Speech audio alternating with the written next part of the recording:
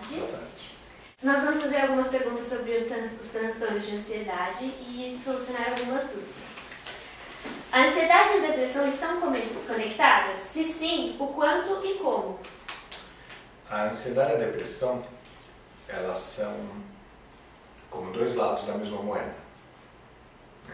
O que a gente observa bastante na clínica é que uma pessoa que está ansiosa, muito ansiosa, ela facilmente tende depois a deprimir. E uma pessoa deprimida, quando muitas vezes ela tenta voltar para a vida, mas não está preparada, ela começa a se sentir ansiosa, que faz com que ela retorne à depressão.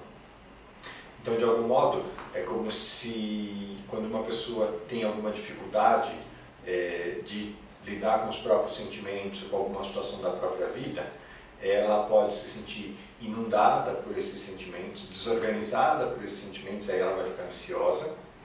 E aí, muitas vezes, para se proteger, um recurso automático para se proteger dessa ansiedade, dessa desorganização, a pessoa entra em depressão. Tá? Então, a depressão ela funciona como uma proteção contra a ansiedade, mas ela não é uma solução, porque a pessoa restringe demais a vida dela, ela passa a sentir menos, ela passa a desejar menos, ela passa a fazer tudo de menos para que ela não sinta demais e se sinta inundada por sentimentos. Então elas funcionam muito juntas, ansiedade e depressão.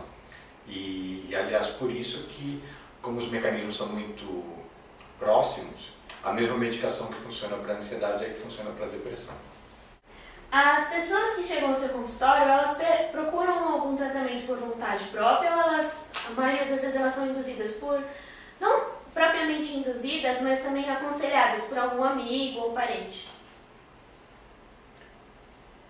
Tem os dois casos. Tem pessoas que chegam aqui porque elas sabem que estão sofrendo e elas foram atrás de alguma informação e elas encontraram essa informação consultando um profissional de saúde, ou consultando um amigo ou um parente, ou procurando alguma informação na internet, e elas vão encontrar uma indicação de que elas procurem um psicólogo para fazer uma psicoterapia. Então, existe esse movimento da pessoa ter uma certa autonomia nessa busca. Mas muitas pessoas vêm porque o marido que procurou para a esposa que está sofrendo, ela mesma não sabe exatamente o que tem, ou vice-versa, ou eles procuraram ajuda para um filho, né?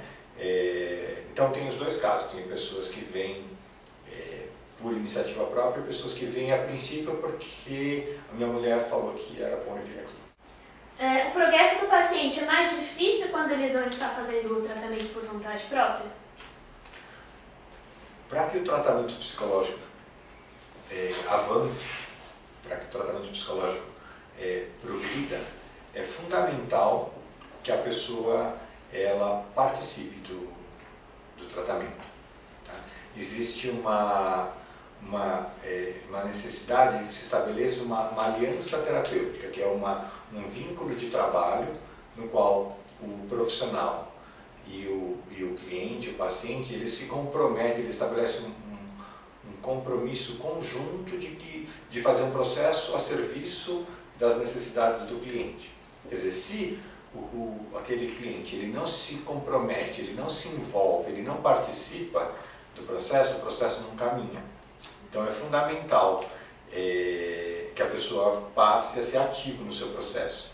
Se ele pode ter vindo inicialmente por indicação de alguém, a partir do momento que ele chega aqui, ele tem que entender o que a gente vai estar fazendo aqui, para que ele possa participar. Se ele estiver aqui de contrariado, porque a mãe mandou, porque o chefe falou que ele tem que fazer terapia, as chances de sucesso são mínimas, são insignificantes, porque a terapia só funciona a partir do momento que ele participa e ele tem um desejo de avançar. Há uma cura definitiva para os transtornos da ansiedade? É uma palavra bastante delicada, essa de cura definitiva.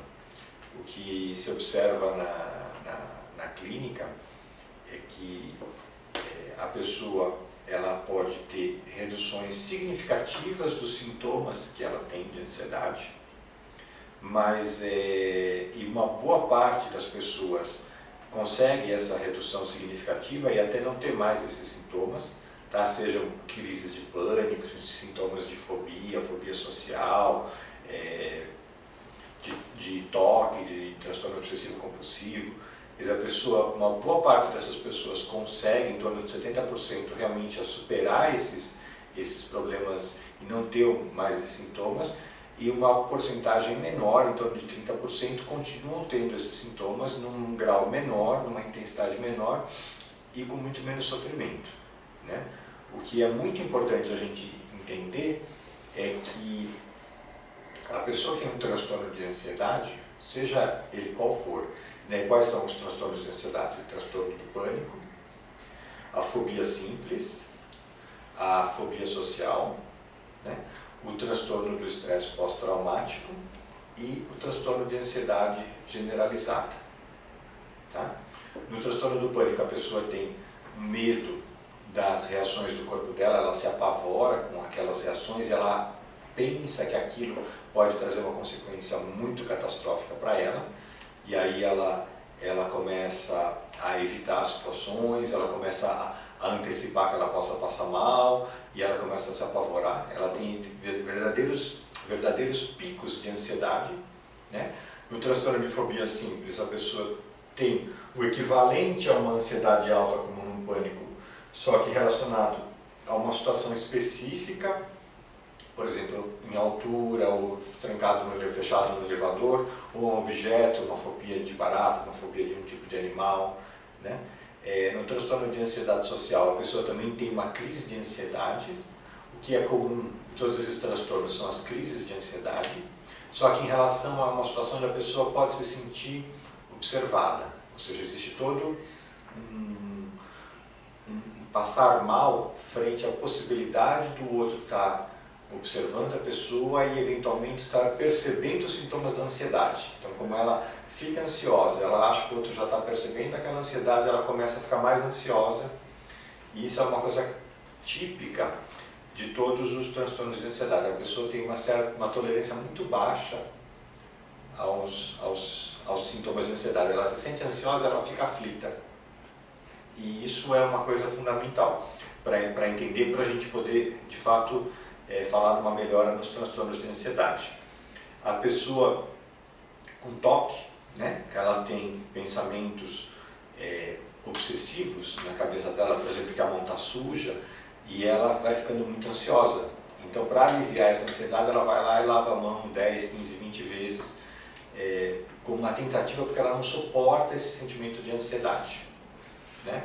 No transtorno de estresse pós-traumático, a pessoa revive constantemente as experiências, as reações emocionais e uma certa ansiedade relacionada à experiência traumática. Tá? Existem flashbacks, existe uma revivência emocional e às vezes até motora daquela experiência que ela viveu. E no transtorno de ansiedade generalizada, a pessoa se preocupa demais e constantemente com várias coisas que do cotidiano dela, como se pudessem dar errado. Então, em todos esses casos, o que a gente precisa é ajudar a pessoa a aumentar a tolerância dela à ansiedade. Esse é o primeiro passo. Assim, a ansiedade é um desconforto, é uma emoção difusa. O que é a ansiedade? A ansiedade é uma variação do medo, tá? Que não tem um objeto definido e tem uma certa projeção para o futuro. Tem uma expectativa de um perigo que possa ocorrer e não é certo qual é esse perigo. E aí a cabeça da pessoa começa a criar fantasias de perigo.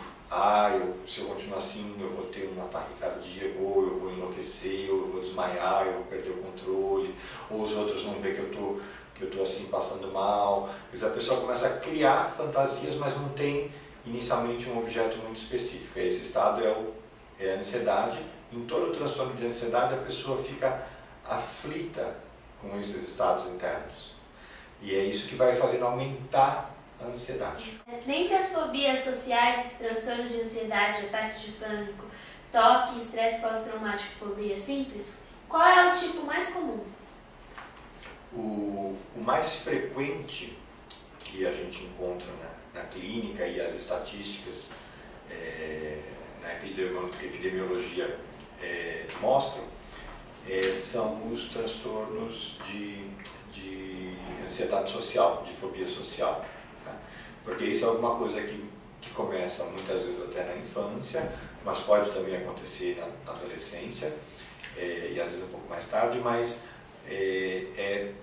o transtorno mais, em termos numéricos, é o mais comum. Né? As pesquisas que investigam os maiores temores que as pessoas têm apontam que o temor número 1 que as pessoas têm é falar em público. Isso é uma fonte de ansiedade muito grande. Então, em termos estatísticos, a fobia social, essa timidez patológica, esse é o transtorno de ansiedade mais comum na clínica. Qual a idade média dos pacientes com transtorno de ansiedade? Então, isso vai depender de qual transtorno de ansiedade. Por exemplo, as pessoas com fobia social e fobia simples, é comum que já na infância possam aparecer esses sintomas, tá? Mas podem aparecer também na adolescência e começo da vida adulta. Tá? O transtorno de pânico, ele é comum, que ele é mais frequente que ele apareça do final da adolescência até mais ou menos os 40 anos, é a faixa principal. O transtorno de ansiedade generalizada, ele é um transtorno que ele tende, na sua preponderância, a aparecer um pouco mais para frente, e ele é o transtorno de ansiedade que prevalece predominante entre as pessoas idosas, que é essa preocupação constante, esse medo de que as coisas possam dar errado. Então é um transtorno que tem uma incidência predominante mais para frente na vida. O transtorno obsessivo compulsivo, ele também é um pouco mais distribuído, o início dele, e o transtorno de estresse pós-traumático, ele é uma decorrência de uma situação traumática e não tem necessariamente uma idade em que ele é mais preponderante, vai depender da pessoa passar por uma situação traumática. Em torno de 9 a 25% das pessoas que passam por uma situação traumática desenvolvem sintomas de transtorno de estresse pós-traumático. Como identificar que um paciente possui um transtorno de ansiedade? Existe um grau de ansiedade que é cotidiano, que é normal, que é a ansiedade que uma pessoa pode se sentir na expectativa de algum evento importante. Por exemplo, antes de fazer uma prova, a pessoa pode estar ansiosa, com medo de não lembrar as coisas, de não sair bem na prova, antes de fazer uma apresentação em uma reunião, ou uma apresentação de um trabalho da faculdade, e na frente da sala, quando ela tem uma dúvida e ela pensa em levantar a mão para perguntar, e antes disso ela começa a sentir sintomas de ansiedade, né? Mas mesmo assim, ela, apesar da ansiedade, ela consegue fazer as coisas. Quer dizer, então existe um grau em que a ansiedade é um fenômeno normal, é um fenômeno na qual existe uma avaliação mental de que existe algum risco possível que possa acontecer na situação. Né? Antes de um encontro, do primeiro encontro amoroso, a pessoa pode ficar um pouco ansiosa. No entanto, quando os sintomas de ansiedade, quanto o grau de ansiedade, ou ele é muito intenso, ele é muito frequente, e ele faz com que a pessoa comece a ter limitações na vida dela, por exemplo, ela já não consegue mais falar, quando ela tem uma dúvida, ela não consegue interagir com as pessoas, ela começa a passar mal, e aí ela começa a se retrair, né? Ou ela sai na rua e começa a ter uma crise de ansiedade, e aí ela começa a evitar de sair na rua. Quando a intensidade, a frequência da ansiedade é muito intensa, ela vai alcançando um grau comprometedor, que aí necessita de tratamento, ela vai alcançando um grau patológico de ansiedade. Os transtornos de ansiedade todos têm um componente dessa ordem, em que afeta a vida pessoal, profissional, escolar da pessoa, trazendo muitas limitações. Quais as alternativas de tratamento para os transtornos de ansiedade? Existem duas principais abordagens no tratamento dos transtornos de ansiedade. Uma abordagem tradicional, a abordagem através de medicações, nas quais se busca controlar os sintomas da ansiedade. E existe um desenvolvimento muito grande na psicologia de técnicas e estratégias terapêuticas específicas para trabalhar com os diferentes transtornos de ansiedade. No trabalho psicológico, a diferença é que o foco não está apenas em você tirar a ansiedade da pessoa, porque se você simplesmente tira a ansiedade da pessoa, ela continua vulnerável ao medo daquelas reações internas, intolerante a se sentir ansiosa, catastrofizando e aumentando a importância daquilo cada vez que ela se sente ansiosa.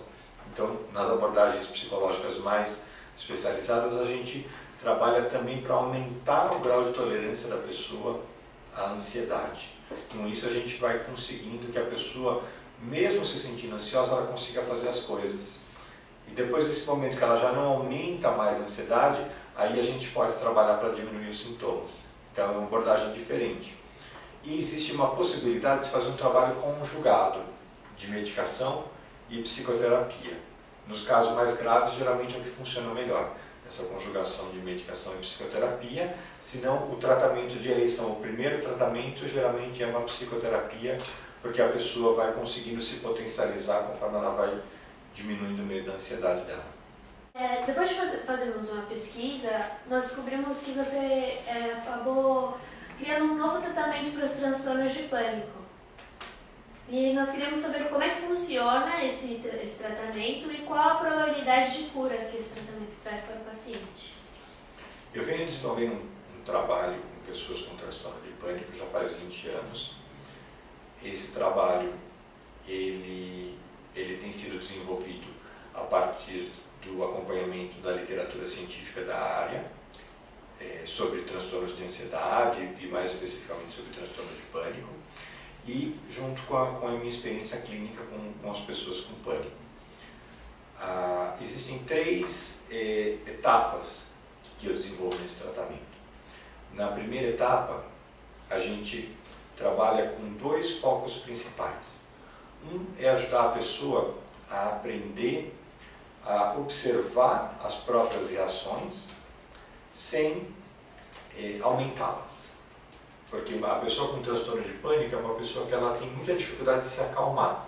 Ela começa a se sentir mal e ela vai se apavorando, ela não consegue entender que aquilo é uma crise de pânico e que vai passar e fazer alguma coisa para ela acalmar. Ela sente mal e a cabeça dela já pensa o pior.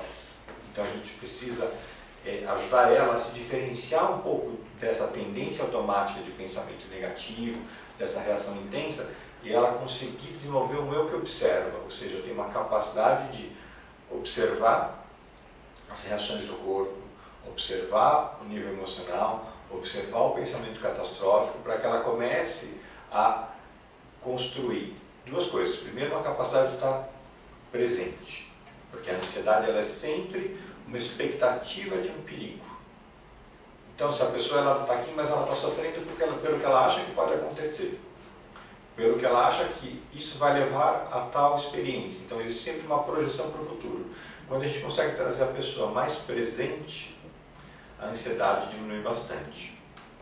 Quando a pessoa consegue observar as suas reações, ela consegue ficar mais tolerante a essas reações. Então, esse é um dos objetivos da primeira etapa, desenvolver essa capacidade de observação. E o segundo objetivo dessa primeira etapa, a gente aumenta a capacidade de autogerenciamento da pessoa. Ou seja, a gente ensina técnicas nas quais a própria pessoa aprende que ela consegue reconhecer o desconforto da ansiedade e ela faz algumas técnicas para reduzir essa ansiedade. Quer dizer, isso é um passo muito importante. Ao invés de se sentir ansiosa, desesperar e caminhar para uma crise de pânico, a pessoa reconhece a ansiedade, aceita a ansiedade e ela faz algumas coisas para reduzir a ansiedade. E na segunda etapa do tratamento, a gente desenvolve um processo de dessensibilização e de habituação, no qual a pessoa vai conseguindo aumentar a tolerância aos sintomas de ansiedade. Toda pessoa com um transtorno de ansiedade como o pânico, ela tem muito acentuado uma sensibilidade à ansiedade, na qual, quando a pessoa se sente ansiosa, ela sente os primeiros sinais no corpo dela, ela começa a ficar muito aflita. E a gente precisa ajudar nesse processo que a pessoa ela perca o medo dessas reações, que ela aumente essa tolerância. Então, se na primeira etapa a gente ajudou ela a desenvolver uma capacidade de se observar sem interferir na ansiedade, para criar presença e para aceitar a ansiedade e aprender a se acalmar através de técnicas de autogerenciamento.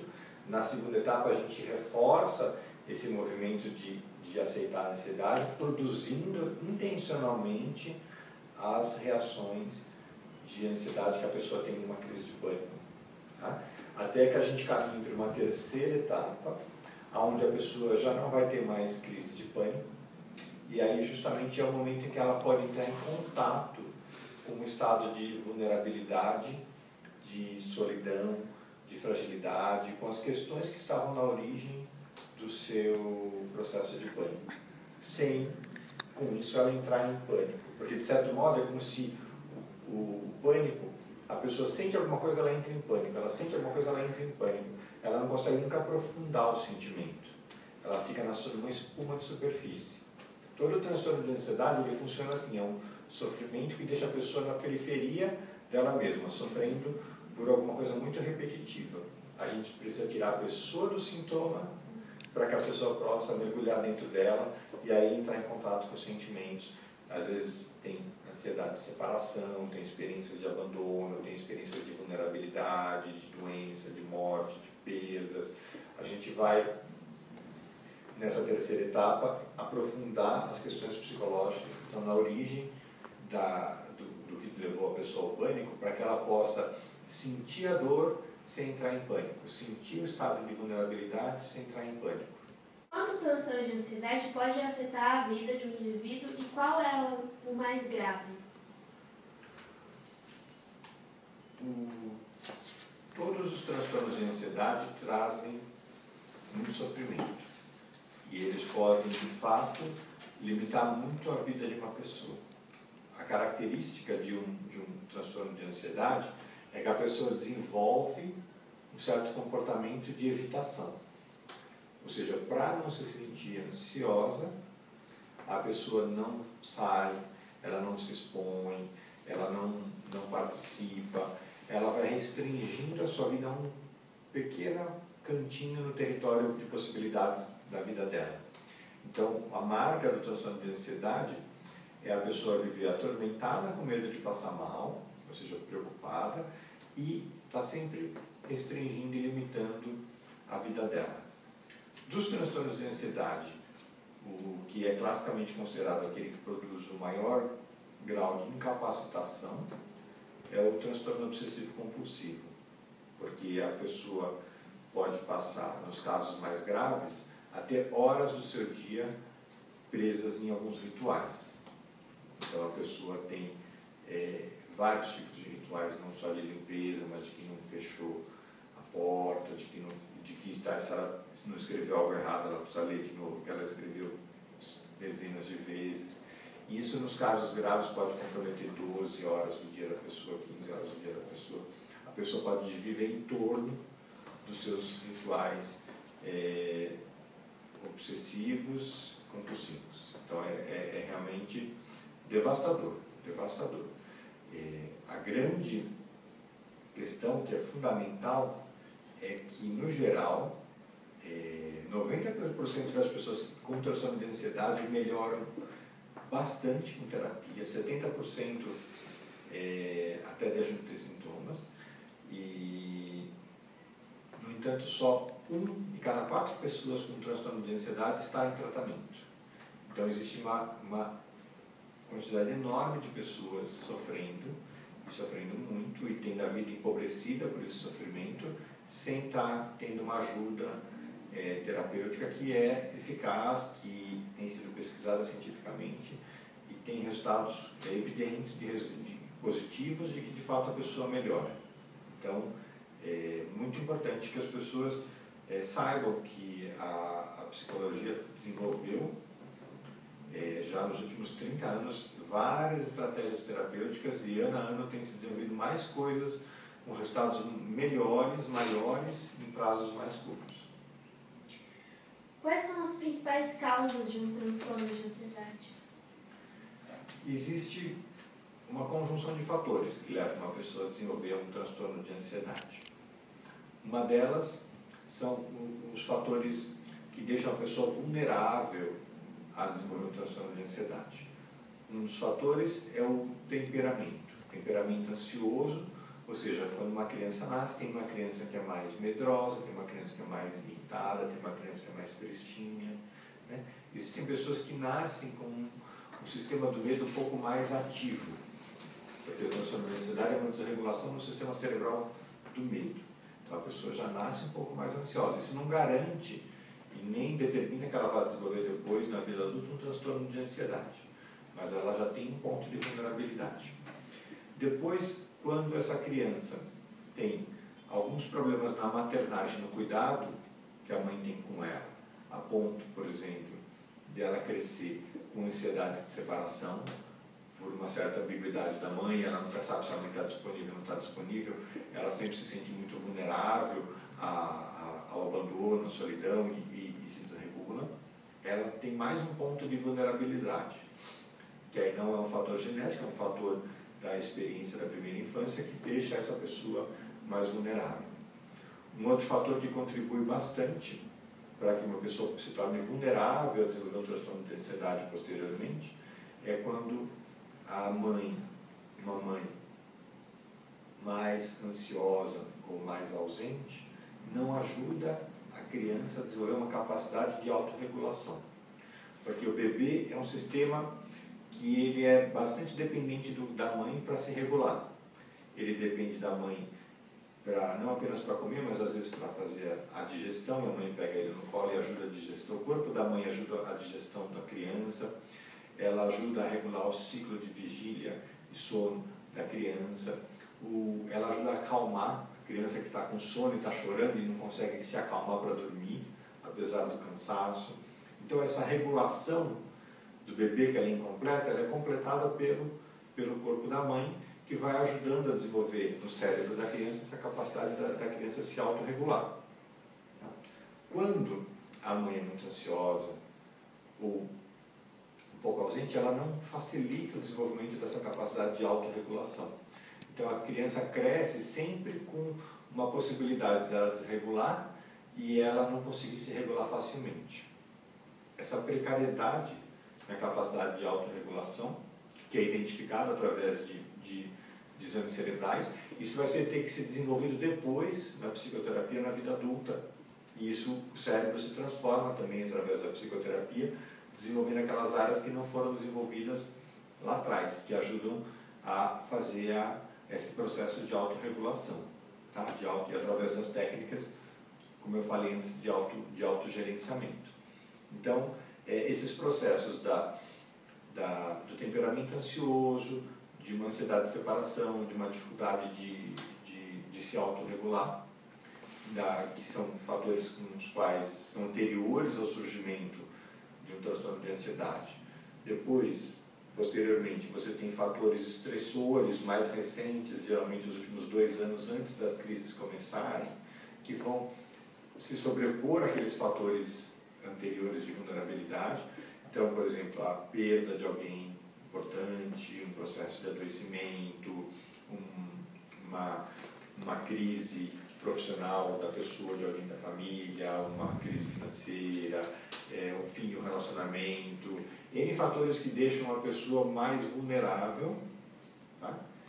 É um outro nível de problema. Esses fatores vão se juntar com o primeiro fator e num certo dia em que a pessoa está numa situação ainda mais vulnerável, aquilo pode desencadear, por exemplo, numa primeira crise de pânico, ou a pessoa pode, nesse processo de vulnerabilidade, começar a apresentar sintomas mais de fobia social, pode começar a apresentar sintomas de toque. Ou seja, existe uma conjunção de camadas, de fatores que vão levando a pessoa a desenvolver um transtorno de ansiedade. Quando a gente trabalha com uma pessoa, a gente começa a tirar ela desse estado de ansiedade, aumentar a tolerância dela aos sintomas da ansiedade, para ela poder tolerar a ansiedade, não ter medo disso, não se apavorar. Aí isso já diminui bastante a ansiedade. Aí a gente usa outras técnicas para diminuir e regular, ela aprender a se autorregular para sair desses sintomas da ansiedade, e aí a gente vai poder trabalhar naquelas coisas mais básicas, que é a dificuldade de autorregulação, às vezes o significado daquelas perdas ou daqueles fatores estressantes que aconteceram na vida da pessoa, dos traumas que ela possa ter tido, e a gente vai fazer uma transformação que vai da periferia aos níveis mais profundos. Muito obrigada.